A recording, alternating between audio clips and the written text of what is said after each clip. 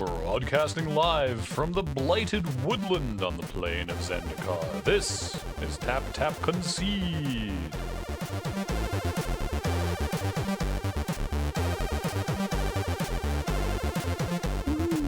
Welcome everybody to Tap Tap Concede post-release. We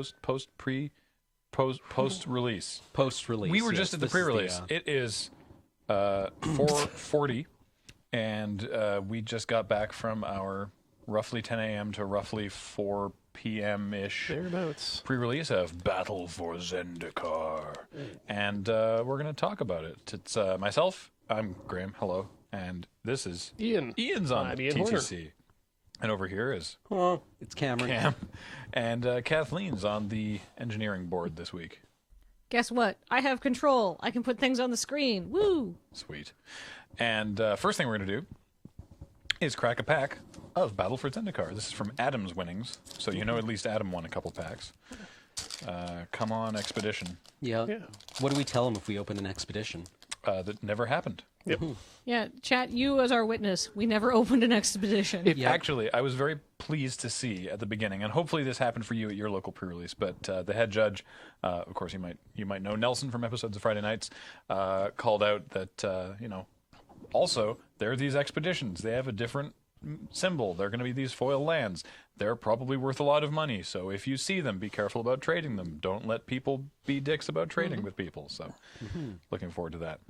But if this cuts to a test pattern, you'll know what happened. Yeah. Sorry, looking forward to opening one. Was pleased to see that. Yes. So, anyway, call the Scions, 2 and a green, sorcery, devoid. Put 2 1/1 colorless Eldrazi Scion creature tokens onto the battlefield. The Scions have sacrificed them to add 1 to your mana pool. I had this in my deck, and it was fine. It wasn't amazing, but it was fine. Let me ramp into some bigger stuff. Also, I keep forgetting that they're 1/1s. Yeah. Sometimes I'd be like, oh, I should attack with these guys. Merc Strider, 3 and a blue for a 3/2 processor with devoid. When Merc Strider enters the battlefield, you may put a card an opponent owns from exile into their graveyard. If you do, return target creature to its owner's hand. This seems pretty all right. Did you have one of these, Kathleen? I was actually going to say I had one of these and I didn't run it. Well, it depends on how reliably you could get stuff exiled. Very unreliably with a couple of removal spells, basically.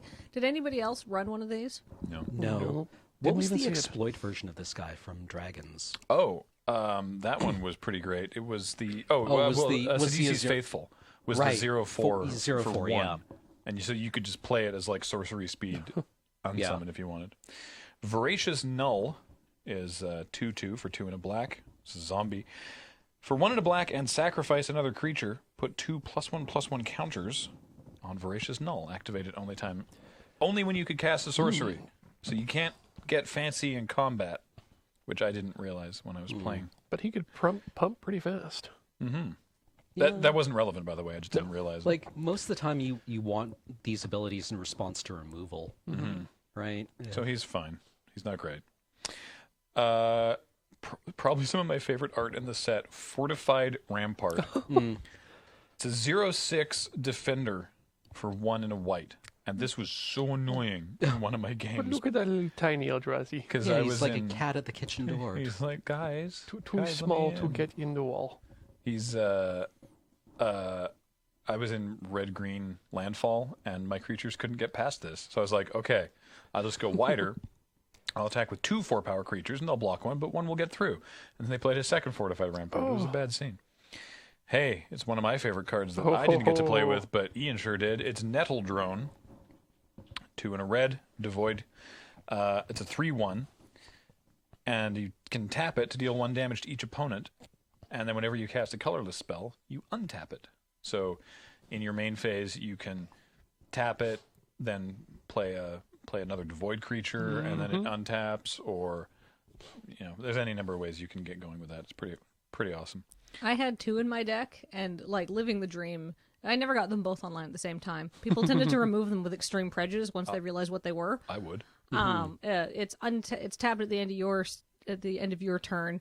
Tap it at the beginning of my turn. Cast another devoid spell. Ping you again. It's dealing 2 damage every turn. Most of the time I used it sort of in a position because I drew them later to sort of close the deal, as it were. This one I'm excited to try. Silent Skimmer. Oh yeah, that guy put in work against me. Yeah. It's a 3 and a black devoid for a 0/4 with flying. Whenever it attacks, defending player loses 2 life. Yeah, It's very so good. Basically, I wound up in a board state against a guy with like 3 of these, and then like Yup. a 1/4 unblockable guy. Oh, the benthic infiltrator. Yeah, so it was just like 1U, 1U, 1U, and I'm like, when I get to 6, I'm just dead. And you Right? can't Or even no, block 7, it. right? Yep. Like, I need to get through. Need to somehow kill a bunch of O4s. Yeah. Rush of Ice is a single blue mana for a sorcery to tap a creature, and it doesn't untap during its controller's next untap step. But you can pay the Awaken cost of 4 and a blue, and you get that ability, and you get to put 3+1/+1 counters on a land, and it becomes, the land becomes a 0/0. You put 3 counters on it, so basically you get a 3/3 land. The land has haste. I would have It's liked a still couple of land. those. I like this guy a lot. Remember, what was it? Frostlinks from M15? Yeah. Yeah. Yeah. This is more, I mean, that was a 2/2 Yep. for 3. This Yep. is 3/3 for 5. 5. Yeah, this seems okay. I worry that in this format it's not doing enough. That you're delaying something for a turn or two and you get a 3/3 out of it, and that might not be enough. It's a good late pick, though. Natural Connection is our next card. 2 and a green for an instant. Search your library for a basic land, put it onto the battlefield tapped, then shuffle your library. Now, why is this important? Well, it's instant speed landfall. I'll be talking about landfall extensively later in this very podcast. Otherwise, it's like fine, I guess. If you want to go into 5 color, you get to fix your mana a little bit. You could ramp. It's rampant growth, but you pay 1 more colorless for it, but you get it at instant speed. So, fair enough. Unnatural Aggression. This is a good one. 2 and a green, instant, devoid. Target creature you control fights target creature an opponent controls. If that creature would die, then you exile it instead. Very good. Very good in my deck. The fact that it's instant speed is just, instant speed fight is a real thing. Yeah. Geyser Field Stalker is a 3/2 for 4 and a black. It has Menace. I like a 3/2 with Menace, though this is a lot more expensive than Boggart Brute. Why is that? Well, when you trigger Landfall, it gets +2/+2 until end of turn. So it becomes a 5/4 Yep. that can only be double blocked. Or more than 1. You can't single block it. That's pretty scary. Processor Assault. I had one of these and I was not running it, and Yeah. it's so Processor Assault, 1 in a red, sorcery, devoid, 5 damage to target creature. That's awesome. But as an additional cost to cast Processor Assault, put a card an opponent owns in exile into that player's graveyard. In my deck, I had no ingest. I had 1 spell that could put something of theirs in exile, and it was Unnatural Aggression. So I don't actually know if this is very good. I think a roast for 1 less if you can activate. Like, Well, Roast was 1 in a 1 in a red. was 1 in a red. This can hit flyers. Yeah. But like, I had a lot of ingest in my deck, and I also had effects like, the 2 and a black kill a thing. Oh, complete disregard. Yeah, complete disregard and touch of the void. Fair right. enough. In the right deck, this could work, but what I was running today, that would not. There was no ingest, so this is just not even pickable. Yeah, I didn't realize until like round 2 that Blight Herder has this ability that when it enters the battlefield, you have to put 2 cards your opponent controls from exile into their graveyard, and then you get 3, I think it is, Scions. I didn't realize that first part of the clause. I thought it was just, it's a 4/5 with Scions. No. And I was like, oh, I actually can never trigger this because I only have a natural aggression. So it's just a 4/5 for 5 colorless, which is fine. Somebody I was playing, I had a Processor Assault, I think, in my sideboard, and was like, no. Because I had like 1 spell that exiled. And I think also it would be really good in draft if you picked it up and you knew that you could do it, because I think it'll go late and you can get some synergy off there. But with sealed, it's too hard to make sure that your pool is going to get there. Yeah. But I also the guy who I was playing was like, and I get some scions. I'm like, you have to put 2 cards from my exile zone into my graveyard, and I only have 1. You get no scions. Card rules lawyer. Molten Nursery is an enchantment for 2 and a red. It has Devoid. Whenever you cast a colorless spell, Molten Nursery deals 1 damage to target creature or player. Wish it was 2. If it was 2, This would be you bonkers. could like super draft around it. And Yeah. it could be really entertaining. I don't know. Like, I guess this would increase the clock of a Nettle Drone deck. Yeah, but that's only if you go right to the dome. You have to get 2 colorless spells in a turn to kill something with 2 toughness. And most of the creatures in the set are bigger. Or multiple Molten Nurseries. Build around. Well, what was the one from Innistrad that, That one shocked was on sweet. Flashback? Burning Vengeance. Yeah, Burning Vengeance. That I played was a Burning awesome. Vengeance deck in Standard. Yeah. It was bad, but it worked. Ulamog's Reclaimer is next. It's 4 and a blue for a 2/5. It has Devoid. When Ulamog's Reclaimer enters the battlefield, you may put you may process an opponent's exiled card. If you do, return target instant or sorcery card from your graveyard to your hand. What's sweet about that is it's likely if you have this card in your deck that an instant or sorcery in your bin will have exiled something. So you can exile something, process it, get that card back, exile something else, get another processor later. This is part of an engine that needs specific stuff, but it seems very powerful if it's in that engine. Well, here's a card that Kathleen can talk about extensively. Guardian of Tazim. 3 blue for a 4/5 flying Sphinx. With this fun landfall ability, whenever a land enters the battlefield under your control, tap target creature and opponent controls, which is sweet. If that land is an island, that creature doesn't untap during its controller's next untap step. I had 2 of these. Because you had one as your promo card, and you actually opened one. Yes. Nobody expected the second one. No. I wasn't until like the 3rd round that I got 2, and before casting it, I was like, these things aren't legendary, are they? They are not. Nope. So that was great. I would even like it's better if you're playing an island. I was playing a red-blue deck, but just even putting down a red card, it's like I tap down anything that can block this and just like swing in. If you have an Evolving Wilds, you can tap things on their turn, right? So, which is nice. It's like at the beginning of your turn, I crack this Evolving Wilds. I did not have an Evolving Wilds, but had I would have done those. Yeah. And the nice thing is I had some card draw spells, and I had Ugin's Insight. And I felt ridiculous about this, but because it's like scry X, which most of the time was like 5 for me, and then draw 3, I was like, you know what, I'll just pick up the land. I just want the land in my hand so I can always hit my land drops. And so I did something like I kept a spell and 2 islands so I could make these Because Ugin's wreck their lives. Ugin's Insight is 3 blue. It's a rare. You scry X, where X is equal to the highest converted mana cost among permanents you control. As Kathleen said, the Sphinx, for example, is CMC 5, so you would scry 5 and then draw 3. That's a good card. I saw someone scry 7 off of that today. That's my deck and that box. was I scried 7 too. delicious. I think this is my deck box. Oh. I dug so greedily, and I thought that dug was so your deep. They are both. That is the pool and the deck. I don't have my pool with me. Well, that was embarrassing. Well, I can remember most of it. Let me talk to you about Landfall. Yeah, cross my legs here. Talk to you about Landfall there, Billy. All right, Billy. Billy, when a land falls on the battlefield, bad stuff happens. So, by the way, in case you're wondering, the end of that pack was a core ally token and a bucket island. No expedition. No, my bucket. Sorry, everybody. So, my pool was a little scattershot. My promo rare was the 1 green white ally.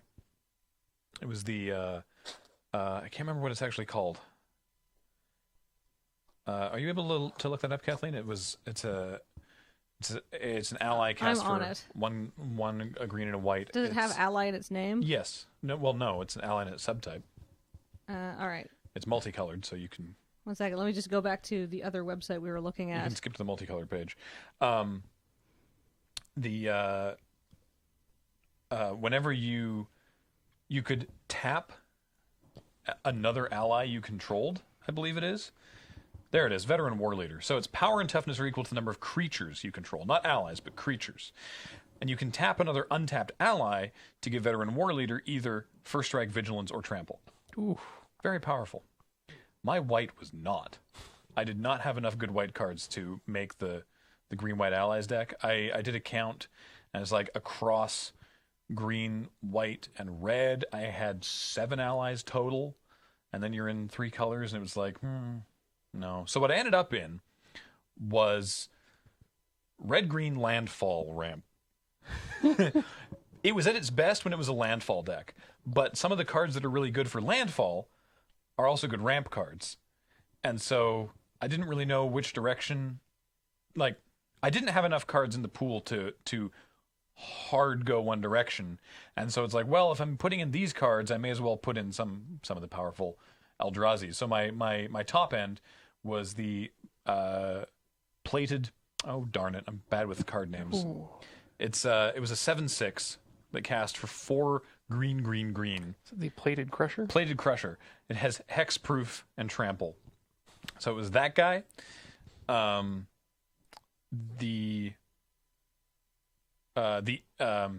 Eldrazi Devastator, the 8/9 with trample for 8. And the Deathless. It's a 6/6 for 6. Deathless Behemoth. 6/6 for 6 with Vigilance that you can bring back from your graveyard to your hand if you sack 2 Eldrazi spawn to do it. So that was my sort of top end. But when the deck was really doing what it wanted to do, I had 2 Snapping Gnarlids. That's a 2/2 for 2. It's Grizzly Bears with Landfall that makes it +1/+1.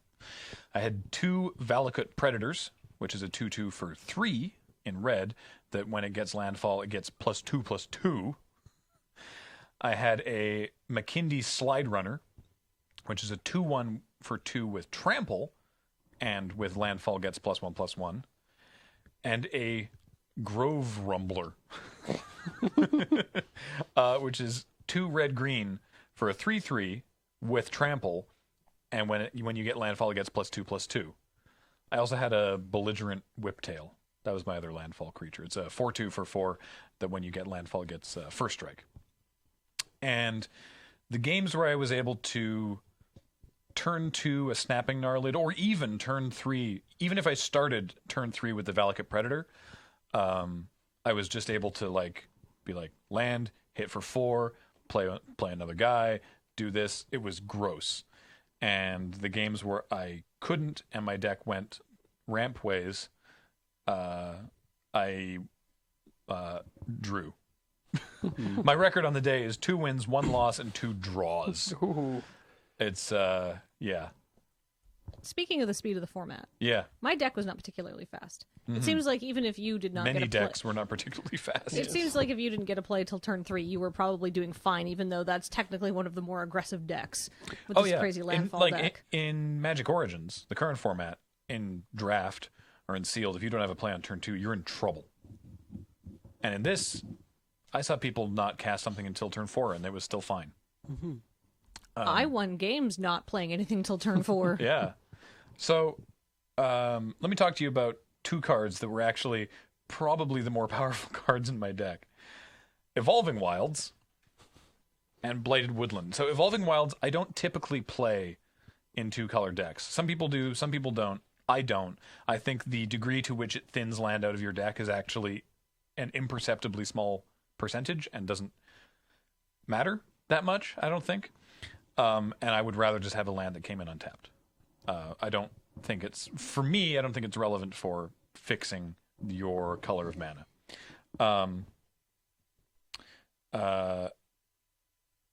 But what it does do is give you 2 landfall triggers in a turn. So whether you go Evolving Wilds, crack immediately, or whether you have the Evolving Wilds there, you play another land and crack the Wilds, 2 landfall triggers in a turn, very, very good. Blighted Woodland, which you can see on your screen right here. So this is a land taps for 1 colorless mana. Cool. But it has an ability for 3 and a green and sacrifice it, you search your library for up to 2 basic lands and put them onto the battlefield tapped. So I had games where I had my little landfall guys out there, like a Snapping Gnarlid and a Valakut Predator, maybe one other guy, and I'd be like, play Blighted Woodland, attack. And then depending on how they blocked or whatever, I could go, okay, cool. Crack Blighted Woodland, 2 more landfall triggers. That's 3 landfall triggers in a turn. That's a 5/4 McKindy thank you. Slide runner. Or an 8/8 Valakut Predator. Well, and play another Evolving Wilds that turn, and you're up to 4. That's nuts. You can't do that. You can play one land in a. You can play one land in a turn. Yeah. And then if that land has a thing like Evolving Wilds, you can tap and sacrifice it. Yeah, I was talking about playing this. Oh, Yeah, okay. yeah. And then cracking it, like having Yeah. four basics in play. Just to play start this. with that. That's 1 landfall trigger. Then during combat, crack it, and the other 4 to get 2 more landfall triggers. And yeah, it was super fun. But let me tell you, if the deck didn't get going, if it didn't get going fast enough because of me keeping a less than optimal hand or bad draws, or if my opponent dropped 2 0/6 walls on turns 2 and 3. Then you're just waiting around until they resolve something huge. Yeah. So, how did your guys' decks go? Not great. Not great? I wound up opening Brutal Expulsion for my promo. Your favorite card? Yes, my favorite card. I was thrilled. I think I was like, I may have let out some kind of exclamation when I opened it, and people like all turned around, and I was like, no expedition. No expedition, just this card, which is sweet. Yeah. And everyone was like, oh, that doesn't seem very good. Turns out it's okay.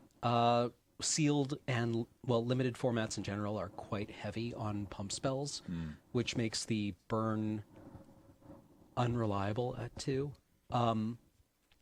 And the spells that you're hoping to, like, pseudo-counter don't exist in this format. Mm-hmm. Right? There's no abrupt decay that can't be countered. Right. So I really tried to put together the like Grixis do nothing Eldrazi deck, and it didn't work terribly well. I don't think that deck actually exists. It might with a much better pool than mine, but mainly my opponents just played much better cards than I did and killed me while I was doing things like playing Stormcrows with Ingest.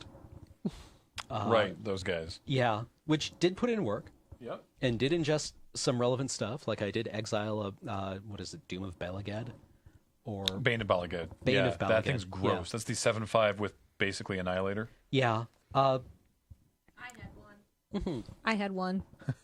I also had like Touch of the Void and Complete Disregard and the 3 mana buffed mana leak. Did you get to say, I have complete disregard for this creature? Yeah, I did, and it felt good. Nice. And people were like, "What?" Nice. Like, And that's you're rude. like the card says. Yeah. And they're like, No. oh, okay. Yeah, sure. And then I'd be like, no, it goes into the exile zone. They're like, okay, fine. Complete disregard. Not Yeah. a little. This is not Just- side-eye. I'm not just throwing like- shade here. Yeah, no, this is It goes explicit. away. Yeah. There's nothing passive-aggressive about my disregard for that creature. It's like, man, it's just a 2/2. What has it ever done to you? Yeah. I'm like, well, nothing now. Yeah, exactly. Man, I wish my pool was just a little better because it had some sweet cards. I would have really liked a Herald of Kozilek. Or not a Herald of Kozilek. Is it the Herald? Yeah, think the one it is that the makes Herald. colorless spells Yeah. cheaper? Yeah. Yes. Yeah, that guy would have been so good. Yeah. You know who did have one of those? This guy. Yeah. And Yeah. me. Oh, you had one as well? Yeah, it was great. Oh, nice. It's fantastic. He just moves in and lowers property values on all other cards. Well, the nice thing is yeah, he has an upside of making your devoid spells cheaper to cast, But he's which is also a good. If you're- 2/4. Yeah, a 2/4. He blocks all day. He drew. A 2/4 for 3 is just great on its own, actually. Yeah. It's just a very solid card. It drew a lot of removal because people were like, "Oh, I don't want you to have your things cheaper." But occasionally, you'd get something out like a big Eldrazi on turn 4 instead of turn 5. Since you brought it up, apart from 2 Sphinx of Tazim, what did you have going on in your deck? I had all sorts of things. I have actually set aside the more interesting cards. I had the Herald of Kozilek, which is actually on the board. Have it set aside. Really good. I also had, and of course it'll take me a second to get these up on the overlay while I'm talking about them, but I had a Looming Spires. And let me just talk to you about Looming Spires. Oh, yeah. So this is it's a land that taps for red. It enters tapped, but when it enters the battlefield, you can give a creature +1/+1 and first strike until end of turn. So it's reminiscent of Smoldering Spires from original Zedikar, which was just +2/+0. I actually think it's better as a +1/+1. And first strike? And first strike. It's pretty strong. It was basically like I put it on my Bane of Balagad or whatever it is, the 7/5 that exiles that we were just talking about. And because people want to block that with extreme prejudice. An 8/6 with first strike? Ooh. Correct. It's pretty good. Yes. Let me talk to you about turn 2 McKindy Slide Runner, turn 3 Snapping Gnarlid as the play normally, but then the landfall being Looming Spires on the Slide Runner, 4/3 trample first strike. It's a good one. My name's Graham, and I play cards that work together. Speaking of cards that work, I want to talk a little bit about 2 Awaken cards that I had in my deck. Oh my god. One was Clutch of Currents. And pretty that, good. that card is very good if you pay its Awaken cost, and it's even good if you don't. Yeah. I mean, like, bouncing is not fantastic in this format because people have, it tends to be slower, so you bounce something and people just have the mana to replay it. If someone's like popped 2 or even 1 Eldrazi spawn to cast the thing and then you set them back, that's pretty good. Honestly, even if they've just cast a 5-drop and you set them back a turn, it's still really good. If Or- it's just enough to get a 3 through. Or if they've awoken a land. I did use it to return a land. They do get the opportunity to then get like some sort of landfall value, but that when that land comes back down, it's not going to be a 3/3 or 4/4 anymore. Yes, but you know what was even better as an Awaken? I do because it's so good. Coastal Discovery is This card's amazing. so good. I would have given your left nut to open 1 or 2 of these. Well, luckily, I don't have any left nuts I'm for you to using give. mine, sir. I had one. It was great. So I Coastal almost, Discovery, for those listening, it's 3 and a blue sorcery, draw 2 cards. That's not amazing. It's actually more expensive than Divination, which is the same as sorcery speed, draw 2 cards. But for just 2 more. Yeah, but for 6 mana, for 5 and a blue, you can draw 2 cards and make one of your lands a 4/4. that is not insignificant. Because the thing is, even if you're using the land, you can just go back to using the land. But if you need to punch through, then you suddenly have this 4/4. It's fantastic. And the lands have haste, so you can, if you have 7 mana, you can cast this and slam with a 4/4 that turn. Yeah, that didn't occur to me until later in the game, and that made the difference. So, so your deck was just sort of red, blue, good stuff. Red, blue, good stuff. I also had a Stone Fury, which hit for usually. Yep, also Stone Furied. I think the only thing, I think the lowest I hit for it was on 5. I did. Well, it's a 5-drop, Yeah, so but, like, presumably you should have But 5. I was easily able to kill 6 and 7 drops with it because especially in sealed, I don't know how it's going to play out in draft, but it was very slow as a format, so that was fine. The other thing I had, which was really good, was Outnumber, which interest is very importantly at instant speed. So if you're having it in your hand, and it's easy to have the 1 red mana up. Oh, that would have been nice. And somebody goes to kill your thing, you just in response, you're like, well, in that case, instant, I kill your thing too, and then for value, which is good. And then the other thing that I thought was really, really, really, really good was the Akum Stonewaker. Oh, this guy seems Yes. sweet. Wow, he gets there, especially early on in the game. Yeah, I found that Akum Stonewaker, it's a 2/1 for 1 and a red, and that's it. But with Landfall, every time when a land enters the battlefield, you may pay 2 and a red. If you do, you get a 3/1 elemental with trample and haste that you exile at the end of turn. But what's the standard play, Kathleen? well, here's the deal. We were talking just like 2 minutes ago about how you saw lots of people not play anything till turn 4. Yep. If you can get this down on turn 2, which I did a couple of games, then you get your landfall trigger on turn 3, and even if you have something to play, if they don't have any creatures out yet, which is very significantly likely on turn 3 in this 5 format, damage. 5 damage, and like normally the correct play is to develop your board, but a couple of games, if they didn't have any creatures out, I would slam for 5 twice in a row. You also just might not have a 3-drop. Well, I would rather hold back a 3-drop and get 5 creatures out once they don't have any blockers, or if they don't have any blockers. Once they have creatures down, it's not worth it. Get 5 damage. You mean? Yeah. Yeah. Once I have creatures, I would stop doing that and I would start developing my own board. But it might still be worth it just because it's a 3/1, meaning it's going to trade with anything with 3 toughness, and it's got that goes away elemental into term token anyway. has trample and haste. I know. Yeah. It's really good. It's Yeah. really good. Well, it's a spark elemental. Yeah. Yeah. Exactly. Yeah. Old school spark elemental. Those are all the really good cards in my deck. That seems awesome. I forgot to tell you about the super gross play. Swell of Growth is probably my favorite combat trick in a while. It's 1 and a green. A creature gets +2/+2. Fine. Instant speed, obviously. You may put a land from your hand onto the battlefield. So, at instant speed. Yeah. So what you can do is play a land for the turn, trigger Landfall, swing with Landfall creatures. Then you can give one of them +2/+2, and you can put another land into play. It could even be an Evolving Wilds or a Blighted Woodland. Yeah, no. Also, because there's a word missing from this card. This is basic. Basic, yes. So it could be a Sandstone Bridge or the Peaks card, right? To give first strike. Yeah.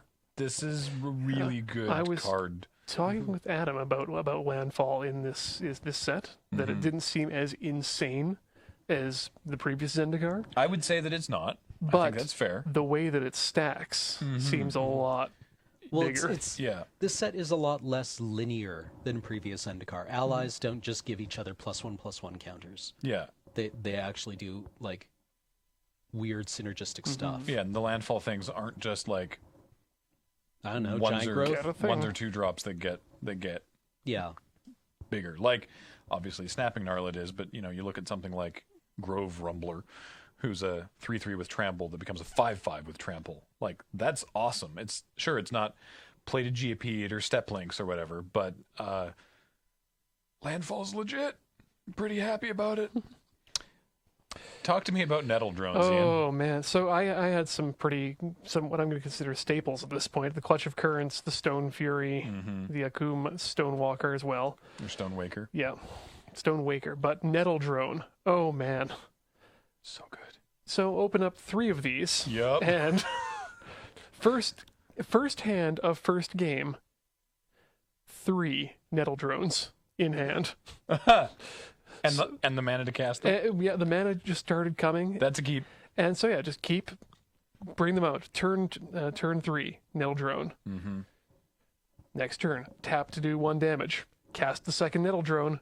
Bring the first one back up, ready for attack, and continue that on. Oh. In addition to making these guys dance with themselves, we had such all-stars as Spell Shrivel, which was a devoid counter spell. So it's 2 and a blue to counter unless they pay 4 mana, and if it gets countered, the spell gets exiled instead. But the most important part about that is that it's colorless, so it brings the Nettle Drones back up. So they're like, I cast this, and you're like, in response, I tap all 3 of my Nettle Drones, and they're like, okay, and then you cast this, Yep. and they're like, I hate you. I saw Ian do that at the end of the last round. And His opponent drew his card for the turn, went, Yes. finally, hastily tapped all of his mana Yep. for a Breaker of Armies. Ha, ha, Right. ha, ha. And then Ian just 6s them. Yup. Oh, It was really gross. And what was your opponent at? Like 8? oh yeah. So it was like tap 3, untap my guys, tap Tap 'em 3, again. then untap for my turn. You're gonna and- end your turn. yeah, he was 3, like, and then I had something to You- bring them back up again. you showed him the counterspell, and he was just like, We're done. oh, okay, I'm dead. So all sorts of tiny little guys here. Kozilek Sentinel is a 1 and a red for a 1/4 devoid. With whenever you cast a colorless spell, they get +1. They fill out the curve and they bring the guys back up. They're a 1/4 blocker for 2. Yeah. That's what they're in your deck for. Yes. Yeah. What happens when you're sick of dealing with them? It's Barrage Tyrant. Put things on them and use Barrage Tyrant to throw things at your opponent, most notably the Breaker of Armies. You threw a breaker of armies? Well, why not? You just hurled 10 damage at someone's face? Oh my god, you lived my dream. I was never able to make that happen. That's amazing. He was there, and just good things. Herald of Kozilek he got the job done getting those spells castable early in game, and Brutal Expulsion turned out to be a lot of fun to just ruin people's days. My pool. Yeah, Brutal Expulsion is... So this is the one I think we talked about it on the podcast a couple weeks ago, but it's 2 blue-red for an instant with Devoid. You get to choose one or both of the following clauses. A, return target spell or creature to its owner's hand. So you get to counter a spell or bounce a creature. And or clause B, Brutal Expulsion deals 2 damage to target creature or planeswalker. If that permanent would be put into a graveyard this turn, exile it instead. And that often it was both. It is brutal. It should be. It should always be both. Yep. I mean, I guess if they don't have any creatures, then you have nowhere to put that 2 damage. But then you're probably winning? Well, with the board state I had, you've got the Herald out there, so now it's a 3-mana spell. Oh my god. And I've already tapped my 3 drones, so I'm using this to bring the drones back up for another round of 3 damage. Dude. Right. This is hateful. Yeah. Your deck is fantastic. And when I had the mana to do it, the Scour from Existence. Oh. Again, to bring the guys back up after removing a blocker or something nasty. How'd you do on the day, Ian? I went 3 and 2. Let me tell you about my bad feels. Scour from Existence. That's the 7 mana, exile something, instant speed, like premium removal. It just gets rid of something. It feels bad when you have to use Scour from Existence on a 0/6 wall, and upon doing so, realize that you should have done that like 3 turns prior, but didn't want to waste Scour from Existence on an 0/6 wall. When you got 10 minutes left in the round, and after which you go to turns, and your opponent just starts playing for the draw, and they're like, well, I can't win, so I'm just going to sit here and make sure you can't kill me. That's when it's like, I should have killed that wall. Also, let me tell you about the card that was the most difficult for me to deal with. Eldrazi Sky Spawner. Oh, yeah. That card's real good. I wish I could have opened some of that guy. This guy had 3. My opponent had 3 of these. Monsters. 2 in a blue. That is really disturbing artwork. 2 in a blue for a 2/1 with Devoid. It's a flyer, so it's a 2/1 flyer for 3. And when it enters the battlefield, they get a 1/1 Eldrazi spawn as well. This card is legit. That's really... I didn't see a lot. The sky was clear for me most of the day. Must be nice. Can I talk about a card that I had to deal with a lot? I out of the 5 rounds I fought, 3 opponents had this card. Yeah. Yeah. Oh, no, There were no. so many One of my Felidar opponents had this Sovereigns one running around. too. I had to Stone Fury these. I had to like aggressively triple block them to get them out of the way because they are gross. I also thought that it could fly for some reason. Well, it looks like a griffin. I thought it had Okay, wings. yeah, It's like up on a mountain, and I'm like, yeah, vigilance, lifelink, flying, etc., etc. It's also just too good. And so I'm like, yeah, I can't block that. And he's like, what? And I'm like, I can't block that. I was like, oh, reach. Okay, I can block it. He's like, this guy doesn't have flying. I go, oh, right. I guess it just does everything else. Okay. It was that one and the Benthic Infiltrator. I also definitely thought could fly because it can't be blocked, right? And so I spent turns going, can't block it, and it looks sort of it's actually underwater. You can tell because fish, and because Benthic is what is it, Kathleen? The lowest layer of the ocean. Correct. The benthic zone. The benthic zone is the ecological region at the lowest level of a body of water, such as an ocean or lake, including the sediment, surface, and some subsurface layers, according to Wikipedia. So we've all learned something today. But yeah, what I learned is that this guy doesn't have flying. Even though he looks sort of like wibbly and floaty, he's actually just floating in the water. Water flight. Yeah, because the situation I was in, I had turn against. I never got to super blow anyone out with it, but it was the game-winning play for me once because my opponent had a Benthic Infiltrator, and he had I think it's just called Cloud Manta. Is that the one? It's a 3/2 flyer for 4 mana. I had 2 of these. They're surprisingly good. Yeah, it's there was a They're siren. not like amazing. No, there was a siren fine. from Theros block that had the same had the same stats, and they'd put earthen arms on it, which is a hilarious mental picture of a cloud manta running around with giant stone fists just pummeling things.